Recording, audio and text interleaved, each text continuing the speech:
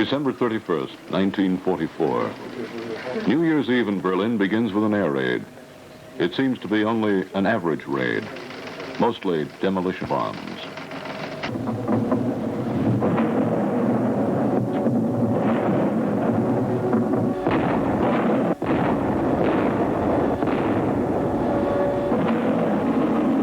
It's a New Year's Eve without traditional church bells, but the fireworks are deadly.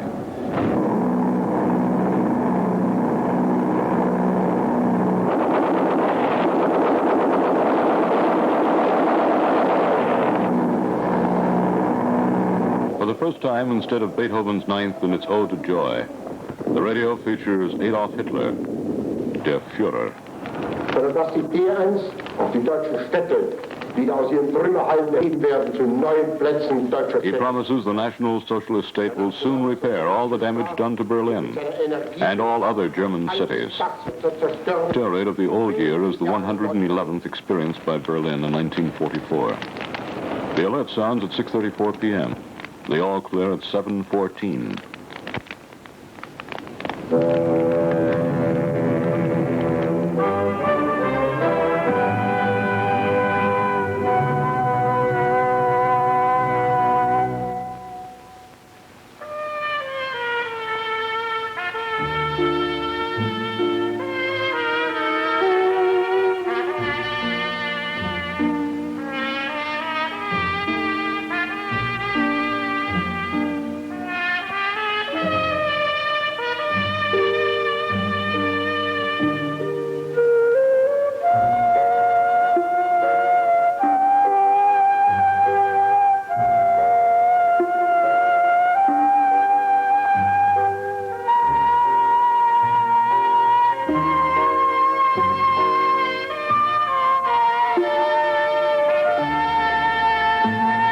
The morning after, and there have been many such mornings, each one finds the city less familiar, less comforting to its inhabitants.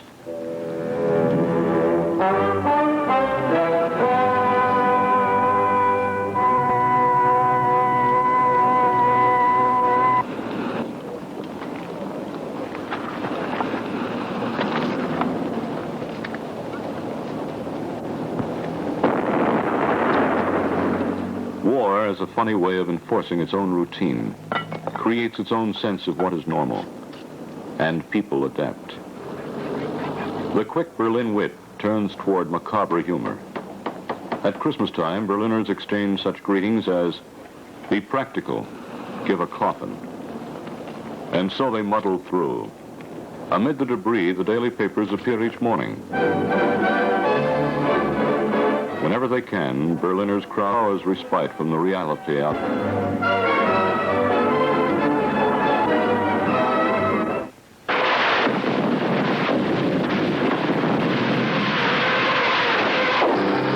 But newsreels break the spell.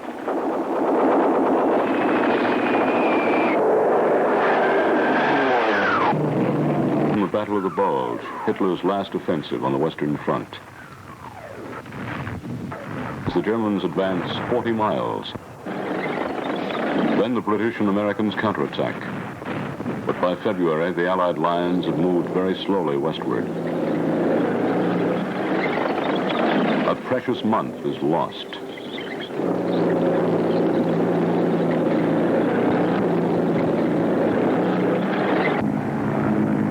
Marshal Zhukov wants to drive on to Berlin without delay, but Stalin hesitates. He telephones Zhukov and orders him to dig his troops in along the... Zhukov is deeply disappointed. Hitler once again gained time. In mid-March, he visits the Eastern Front. It is his last visit to any front. From now until the very end, the Führer will stay in his bunker in Berlin.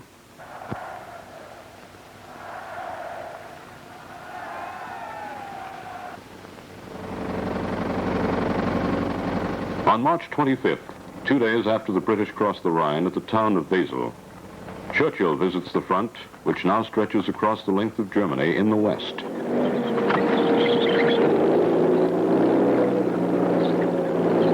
The last British and American offensive in Europe has begun.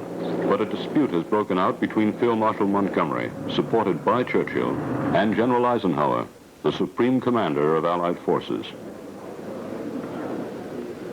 Montgomery wants part of his army to advance on Hamburg, but have the bulk of his forces close in on Berlin.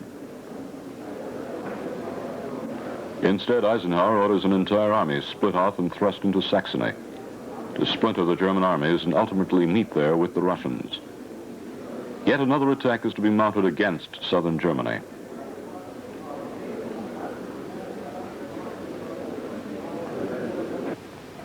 Once underway, the British and American drive to the Elbe River sweeps ahead like a whirlwind. On April 2nd, the Ruhr is encircled. On April 5th, American tanks arrive at Hamelin. On April 8th, they reach Hanover. No significant German resistance is encountered until Magdeburg. The Americans reach the Elbe River at Magdeburg on the evening of April 11th. Despite stiff resistance, they're able to cross the river south of Dessau on the following day, establishing a bridgehead near Barbie.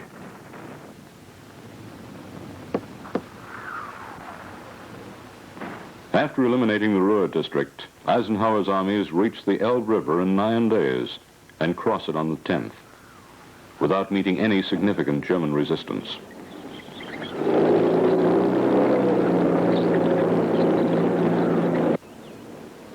The American Ninth Army has worked out its plans for the advance on Berlin. Each stage carries its own code name. Silver, Soak, Satin, Daisy, Pansy, Jug, Gold. The American generals feel certain that their tank forces can reach Berlin within 48 hours. But General Eisenhower fears the casualties at Berlin would be too high for a target without any military significance. So the plan to advance on Berlin is dropped. American troops withdraw behind the Elbe and Mulde rivers to await the arrival of the Russians.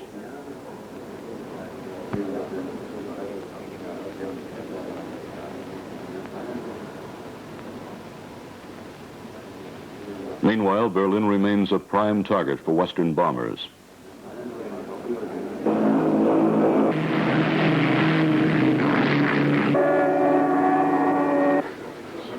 German fighter pilots recognize that theirs is a lost cause. Though the Luftwaffe has planes, it lacks fuel and trained pilots.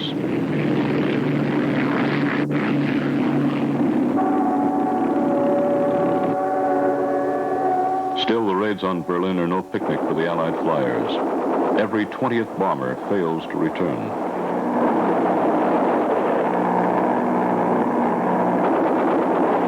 The numerical superiority of the Allies soon makes itself felt, as hundreds of British and American bombers and their fighter escorts swarm over the city.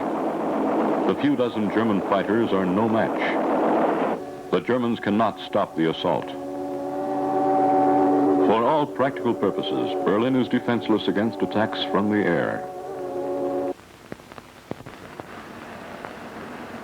The city's anti-aircraft battery is manned by 15 and 16-year-olds.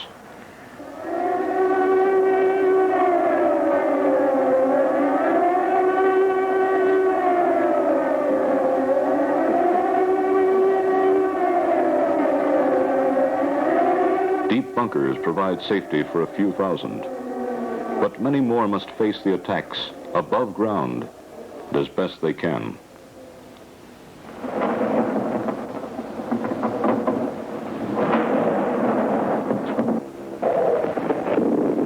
Smoke masks and wet blankets help some in fleeing through the flames. Columns of smoke mark Berlin as the target. From the air, that target is a set of coordinates on a map. On the ground, the target is flesh and blood. Berliners now experience the full measure of horror that befell the citizens of Warsaw, Rotterdam, and Coventry.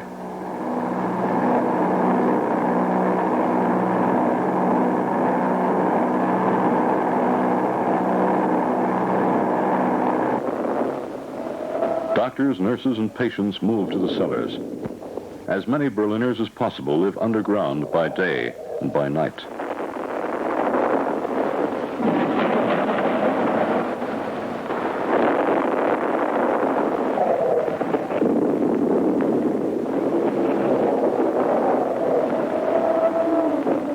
when his home burns, a man will try to save what he can, even in the middle of a raid. There is a science to the attacks. Phosphorus canisters to start the fire. Explosive bombs to spread it.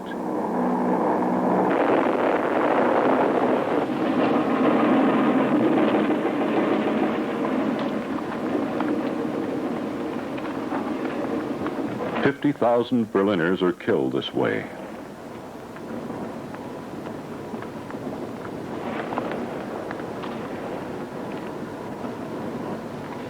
Time and again, Berliners struggle to their feet, wounded, bruised, and dazed. They make futile attempts to extinguish the fires and repair the damage. Deadly times evoke deathly humor. Berliners indulge in rhymes like, "Don't be glum, chum. Avoid sorrow. Who dies today won't die tomorrow."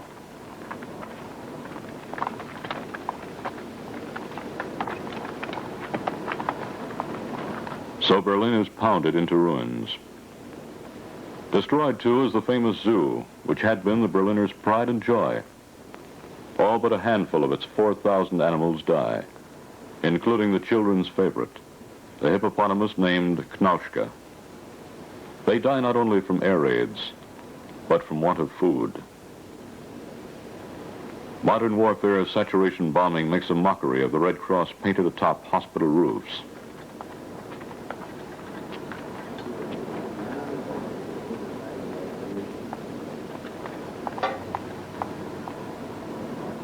Yet amid the chaos of destruction, the doctors and nurses continue to keep the hospitals functioning as an oasis of help and comfort to the wounded.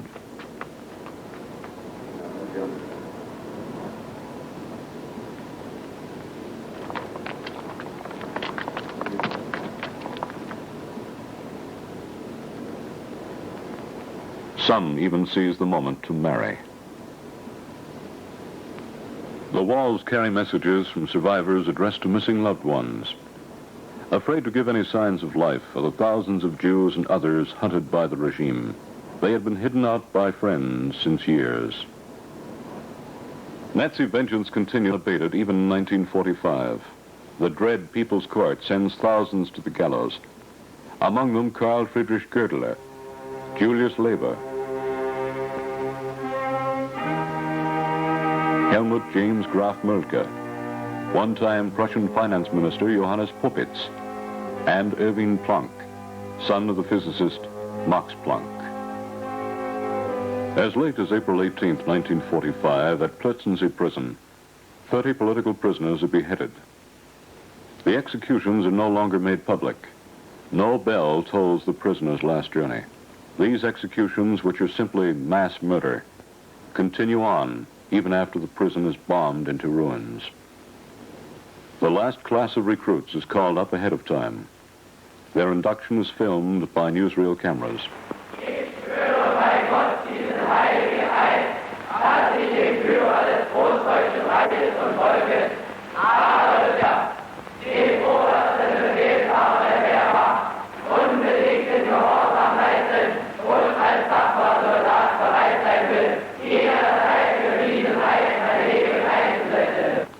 Factory workers hand them their weapons in a show of solidarity. Farewells at the railroad station. But where is the front? No one knows who will become the first casualty. Propaganda campaigns promise miracle weapons.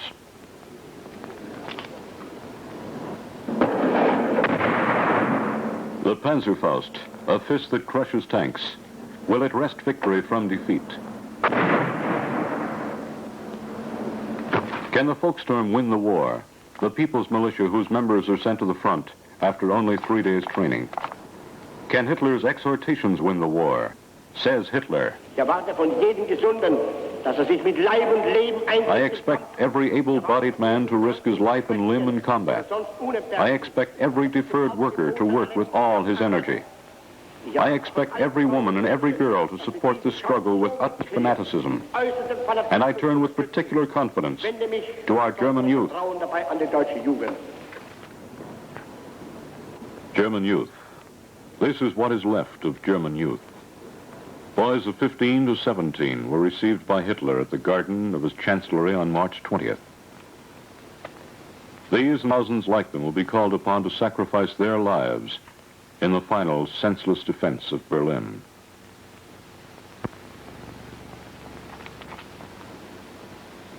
Here they're all ordained for that sacrifice by a medal from the Führer himself.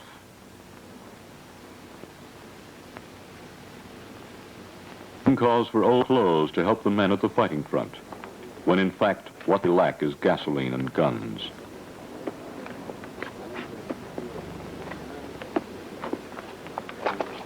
Bazookas for 16 and 60-year-olds, when in fact what the fighting front needs is trained soldiers.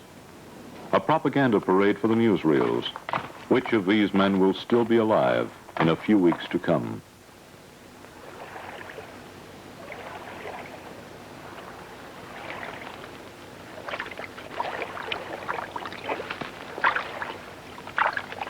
The Soviets are now deployed along the Oder River for the last battle. 2.5 million soldiers, 6,250 tanks, 40,000 artillery pieces, 7,500 combat planes. Under the command of Marshal Zhukov and Marshal Koenig, they outnumber the Germans 10 to 1. Goebbels, who was Reich Defense Commissioner for Berlin, should know these figures. There are only 250,000 German soldiers to oppose these armies. In the city itself, though bread is scarce, Goebbels keeps the circuses going.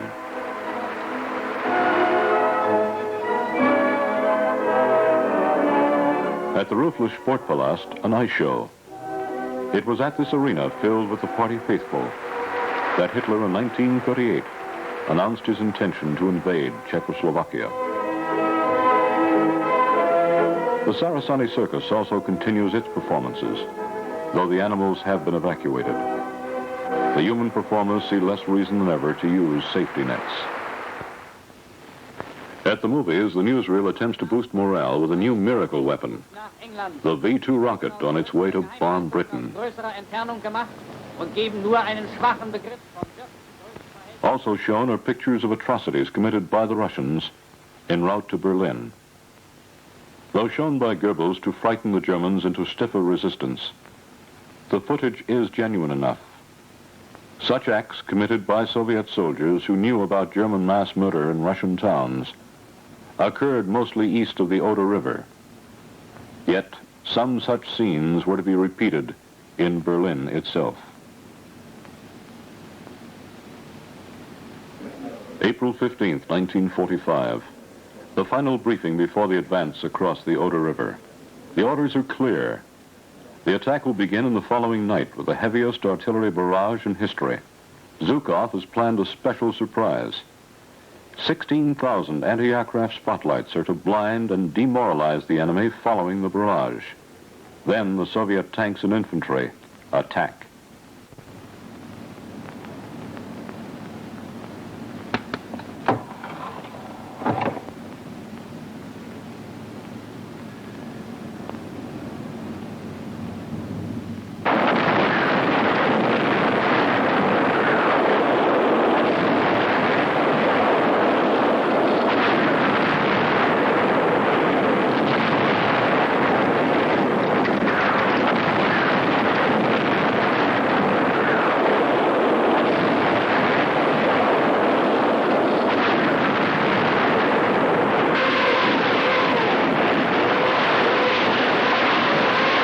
The murderous fire is so strong that houses in Berlin's eastern suburbs tremble. Pictures fall from walls, and telephones ring all alone.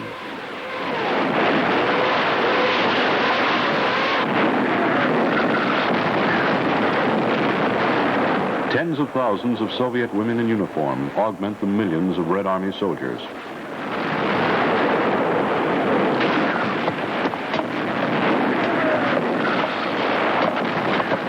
Zhukov's troops, who have been waiting for the order since February, are given the command to attack.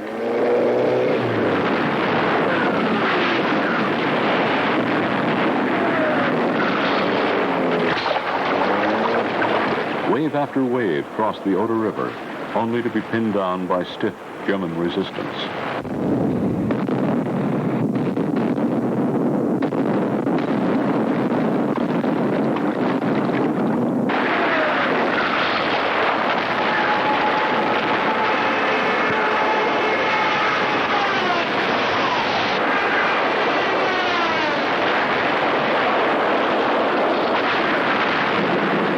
General Heinrizi, German commander-in-chief of the Oder Front, having anticipated the Soviet strategy, had pulled back his troops to prepare rear positions. Thus, most of the Soviet shells fell into a no-man's land, and Zhukov's spotlight served only to make his advancing troops better targets for German guns. For the time being, at least, the surprised Russians find themselves immobilized by the Germans, dominating the Silo Hills, from which they stymie the Soviet advance.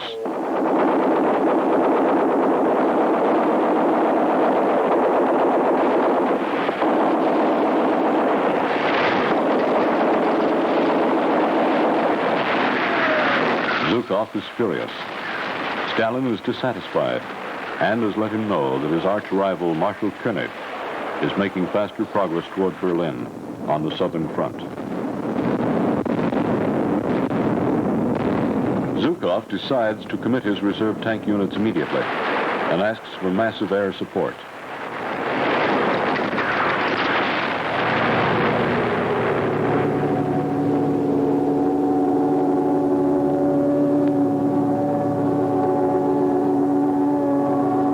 On the German side, there are no more reserves, and German resistance crumbles.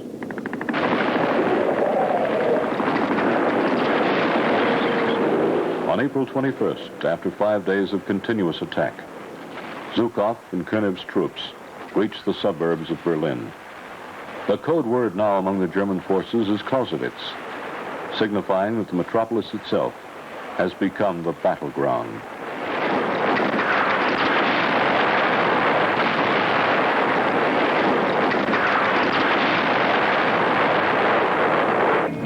At 8 o'clock, work starts as usual in Berlin to the rumble of cannon. No one knows exactly what to expect, but few doubt that the end is near.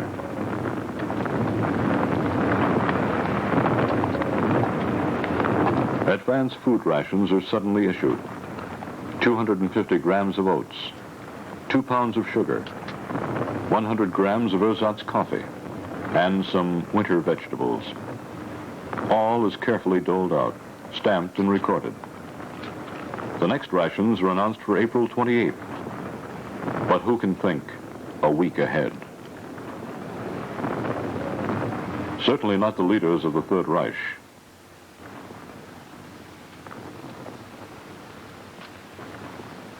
Hitler and his staff demand that the generals turn Berlin into a last bastion of defense. The victim is to be Berlin itself, a city to which Hitler and his party leaders owe no loyalty, a city which rejected him in every free election by margins of 4-1.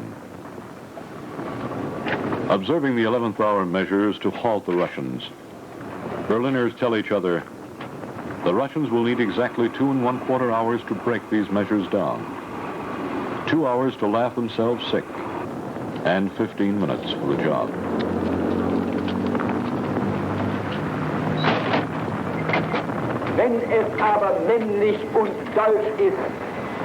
April 20th, Hitler's birthday.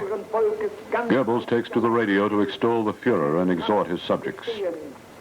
Since it is manly in German to fight this fight all by himself as the leader of a great and brave people, it is equally manly in German to follow the Führer and to trust to the good star which stands over him and all of us, especially at a time which is darkened by somber clouds. The following day, the battle for Berlin proper begins with a Russian artillery barrage.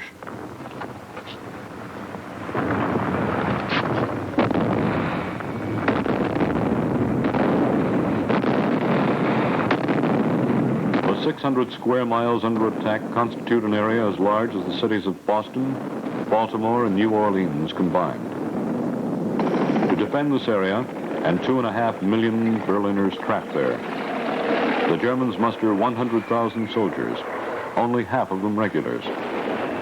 At the city's gates stand 1.5 million Soviets.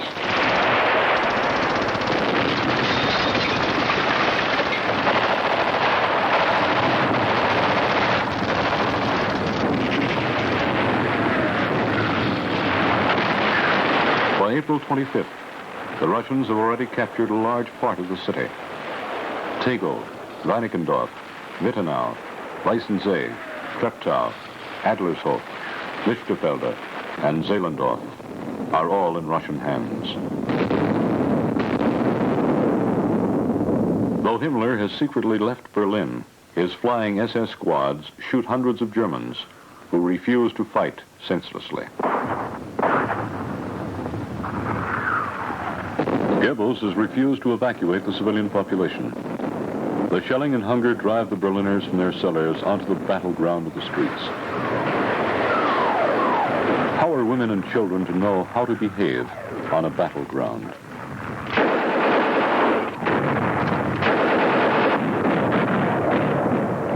They have been told that a whole army is to come to relieve the city, the army of General Wenck. It is a myth which even Hitler believes.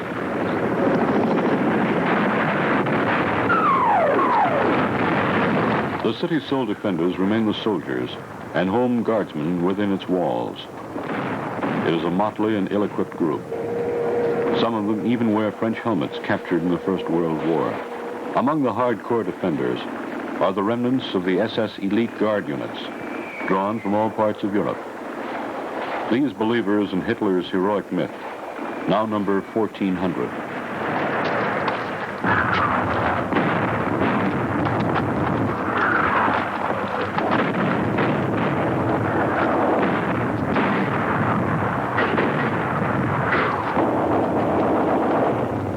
The last reserves also include 14-year-old boys armed with the anti-tank Panzerfaust.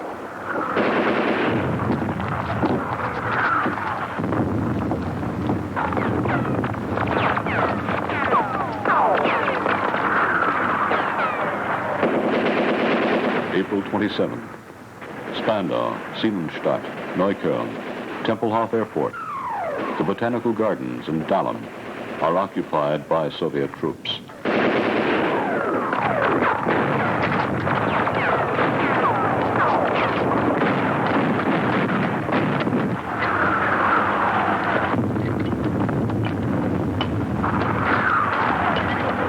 In the conquered parts of the city, the people emerge from the cellars.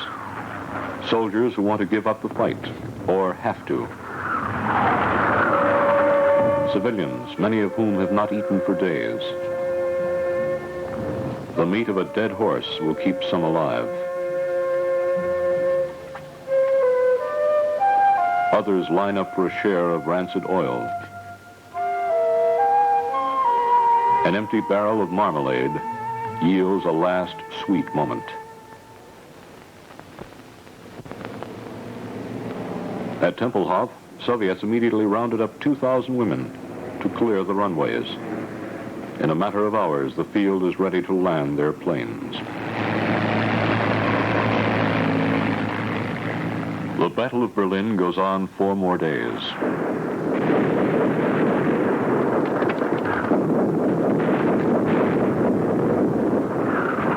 April 28th. The Soviets now control the west and north of the city down to Bismarckstrasse. Friedenau and Grunewald are occupied.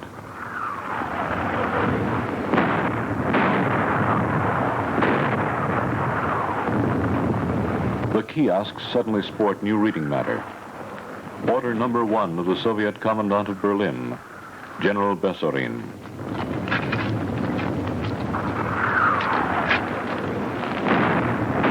House by house, door to door, amidst all the firing and shooting, Berliners are put to work cleaning their streets.